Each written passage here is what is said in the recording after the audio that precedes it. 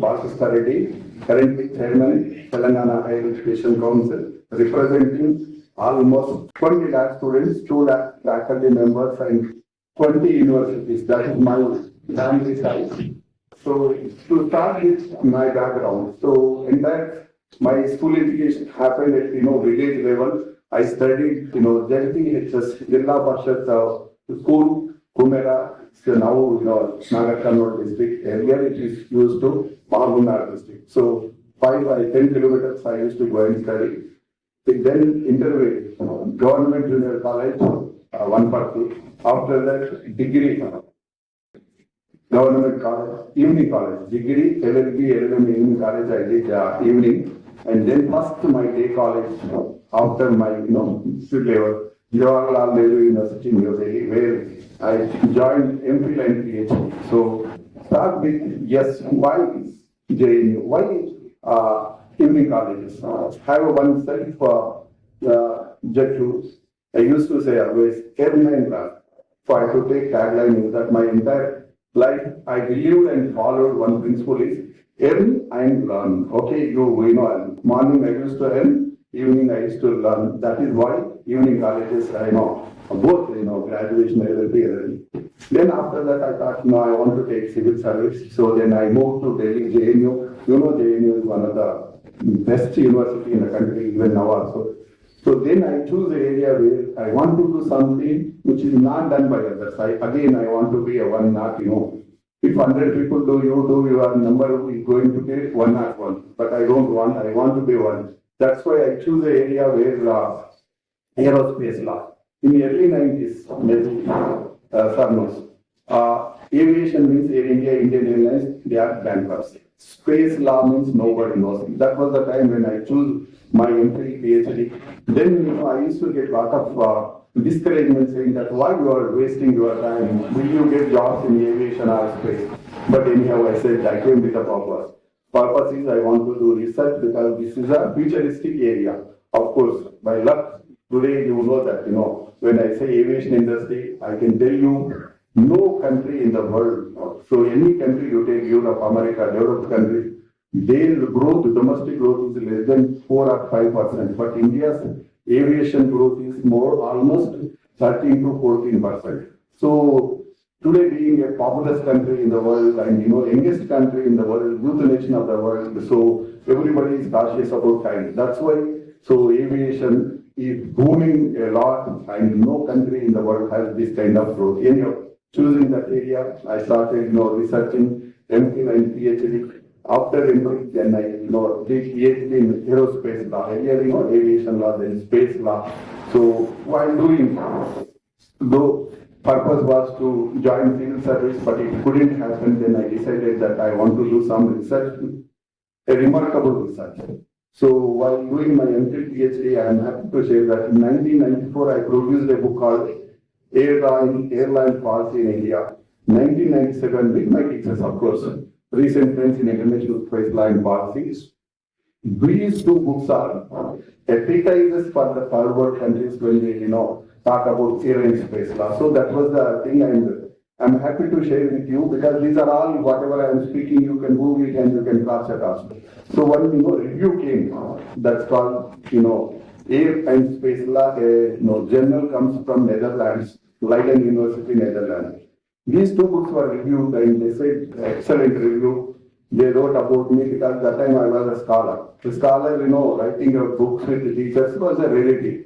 So they said, Professor Reddy wrote article much more than the reader gives expect and so. That is not important for me. But what was important is last part of the book review. The foreign book reviewer said, India could be congratulated that it has available not only an updated manual on air law, space law, but it gives reflections of third world countries.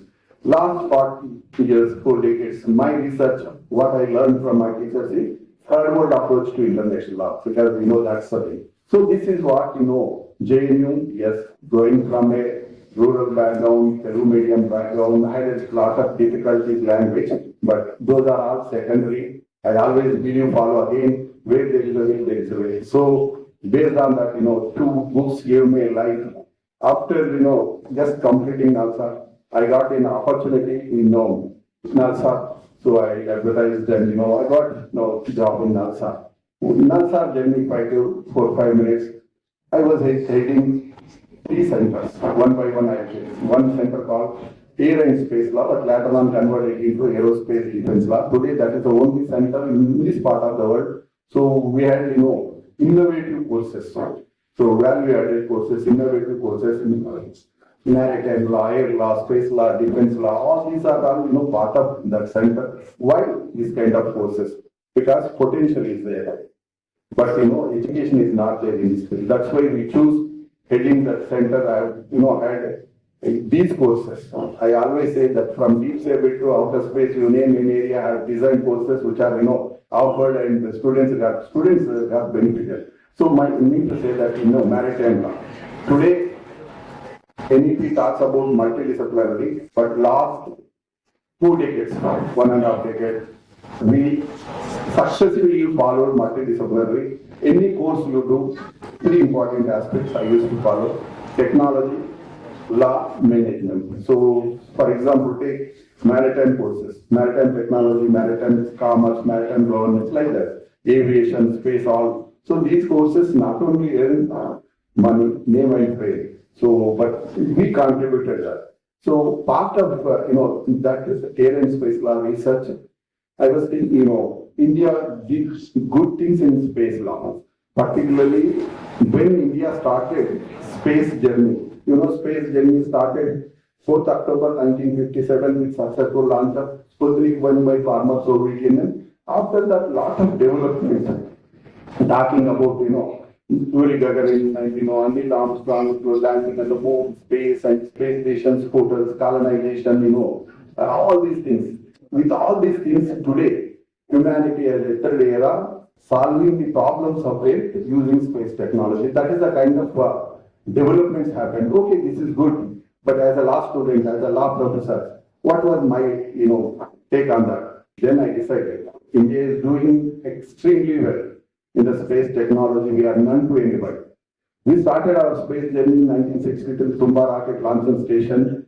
When we launched our first satellite, we do not have hired, vehicle to transport, bullock cars, bicycle, that kind of thing. So, developed countries, including the United States, New York Times wrote an article, India does not have a vehicle to transport, satellite. They are venturing. They laughed at us. But today I am happy to say that the same countries are coming and we are launching their Bahubali satellites. So I mean to say that this is the kind of thing happened. But as a student of law, I decided that yes, technology, thanks to scientists, dedicated scientists with limited resources, they did great job for the country. But legal aspect, it was a vacuum. So then last 3-4 decades, I can say 35 years, my research was, I found a gap.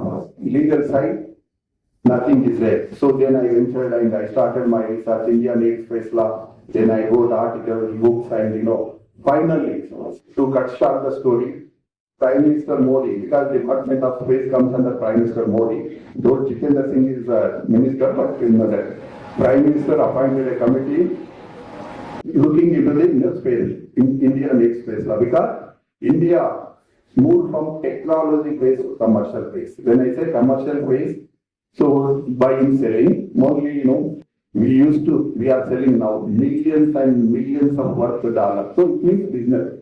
Once business happens, litigation comes, court, then courts, they have to resolve the dispute. How will they resolve the dispute? So judges, the role of judge is not to make law, but to interpret law. When they will interpret it, law is there. So in India, space, we don't have any act.